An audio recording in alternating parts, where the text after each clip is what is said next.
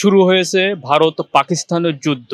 এ নিয়ে দেশের সাধারণ মানুষ কি ভাবছে সেটি আজকে আমরা জানবো। আসলে যুদ্ধ তো আসলে ভালো জিনিস না। আসলে যুদ্ধ হইলে দেশের মানে যেই দেশে যুদ্ধ হবে সেই দেশ ক্ষতিগ্রস্ত হবে, পাশাপাশি যে পাশের রাষ্ট্র আছে যেমন ভারত পাকিস্তান যুদ্ধ হচ্ছে, তো সেই হিসেবে বাংলাদেশেরও ক্ষতিগ্রস্ত হবে, অর্থনৈতিক ক্ষতি হবে। রপ্তানির মুখী যে জিনিসগুলো আছে ভারত থেকে পাকিস্তান থেকে যে রপ্ত আমদানি হয় বাংলাদেশে, সেগুলো আসলে বন্ধ হয়ে যাবে।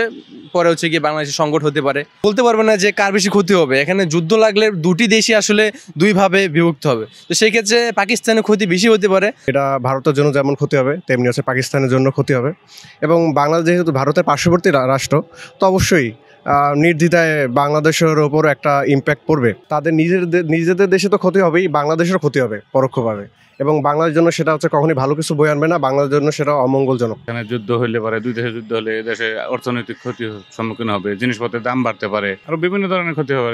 যদি এরা দুজনেই পারমাণবিক শক্তিধর দেশ, যদি পারমাণবিক হামলা হয় তাহলে তার আশেপাশে কয়েকটা দেশ সহ তারা অনেকটা বিপদের মুখে পড়বে, অনেক লোক প্রাণহানি হবে। যুদ্ধ ধ্বংস ডেকে আনে।